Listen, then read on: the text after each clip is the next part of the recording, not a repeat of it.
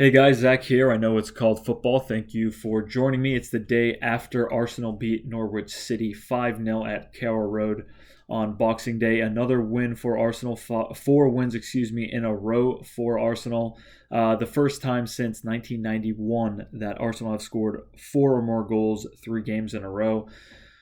The problems Arsenal were having in the past, really at the start of the season, sort of midway through this first half of the season, lacking goals from open play, improved on things like set pieces, scoring goals from set pieces. In fact, the most goals scored from set pieces this season are Arsenal, yet to concede, in fact, on a set piece also. So things changing, things in the works, and improvements being made, but now really things have started to kick off with Arsenal scoring goals from open play.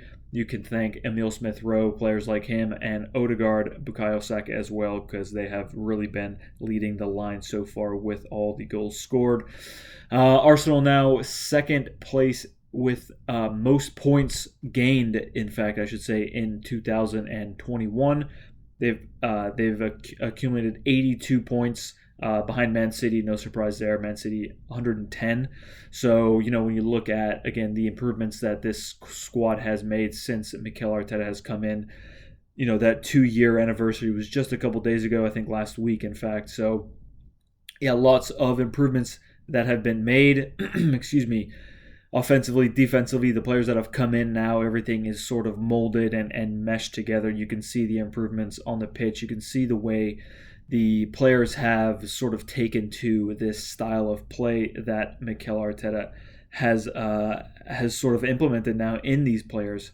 A lot of standout performances yesterday against Norwich. Of course, Norwich, bottom of the table, a team that really came in and, myself included, a lot of people thought that they were going to cut out this yo-yo up and down, Premier League, Championship, and that's really been the story of Norwich City over the past couple of seasons, yo-yoing up and down, not really cementing themselves as a Premier League side and dropping down into the Championship really, especially last season, just so far ahead of those Championship teams.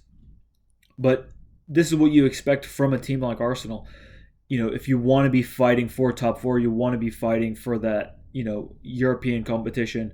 Top six is the least that any Arsenal fan should expect, I think, from this manager and from this football club. So when you keep your foot down on the throat of a team like Norwich that are bottom of the league, you expect to score 5 goals. I think the first time we played them, it was a 1-0 victory right after or before that 1-0 victory against Burnley. And I remember making those videos saying, you expect to win, and sometimes playing a team in the bottom of the league or more mid-table, it's not always easy. No game is easy in the Premier League, of course. So when you're scrapping away from, at teams, I should say, like Burnley, going to a place like Turf Moor and getting 3 points, it is an achievement in itself. It's not a team that plays the best style of football, but when you're going away to a team like this who how they're going to play, a lot of challenges from Norwich players. Brandon Williams is a player I consistently was calling out. Yesterday during the game, a couple late tackles on Ben White, especially a couple of them on Bukayo Saka as well. Really fired up game. I think once we got that first goal so early on, Norwich started to get a little desperate. So the fact that we were able to keep our feet on the gas and these players could keep going at it and scoring 5 goals. The goal right before halftime really kind of sealed the deal for me. I didn't really feel threatened. After that, you go into a halftime feeling so comfortable.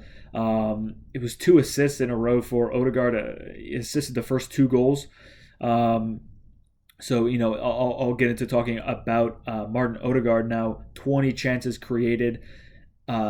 In December, in fact, he has the most chances created in the Premier League at this moment in time. There's a couple of things I was looking at. Most through balls, it's not as important. He just had the most big chances created, and I'm not quite sure what constitutes a big chance and a chance created.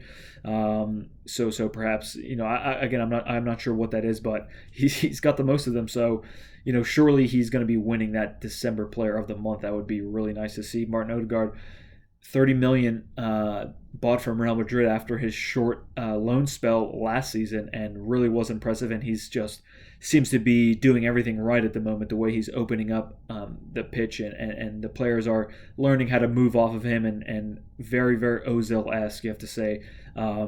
Martin Odegaard, the performance he's been putting in these past couple games, 6 games now in December, 3 goals, 3 assists in those 6 games.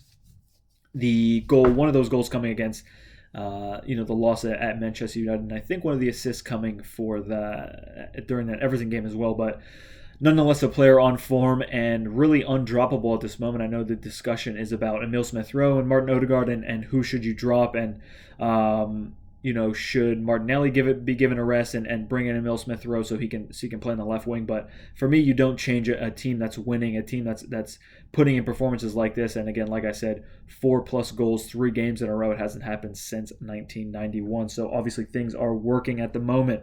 I did mention Gabrielle Martinelli, a player who has just been another player just really, really good on form. The pressing that he does and the work he does really kind of allows players like Martin Odegaard to open up that in that attacking third and get the ball where he wants, get the ball into dangerous areas for players like Bukayo Saka to run in behind.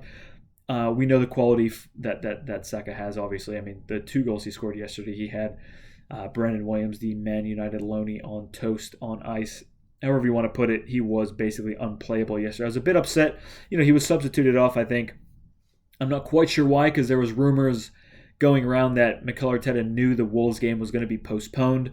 Of course, if you haven't heard about that by now, the Wolves game on the 28th, so tomorrow, is postponed because of COVID issues that Wolves are having at the moment. Of course, Arsenal couple COVID issues of their own. I'll get into that a little bit later on in the video, but yeah, Saka was substituted off, and like I said, winning the penalty. You thought maybe Bukayo Saka could have gone and got his hat trick, but it is what it is. It's 3 points. Doesn't matter how many goals you score. At the end of the day, 3 points is 3 points. Of course, that goal difference looking a lot better nowadays for Arsenal.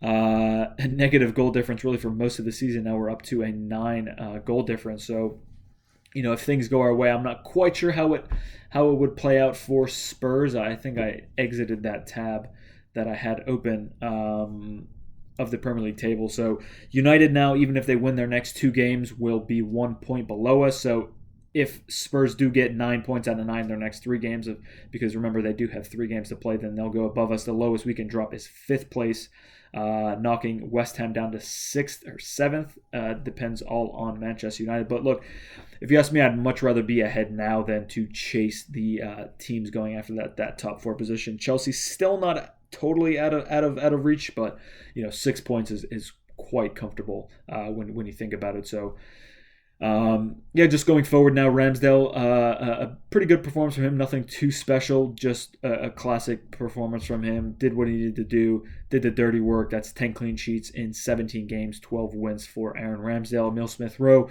8 goals, tied at 4th place now for the same goals as Rafinha of Leeds United. So, Emile Smith-Rowe, I think that's 2 goals now in 21 minutes played coming off the bench. Another reason I think where you don't need him to start at the moment, he's coming on against these tired legs.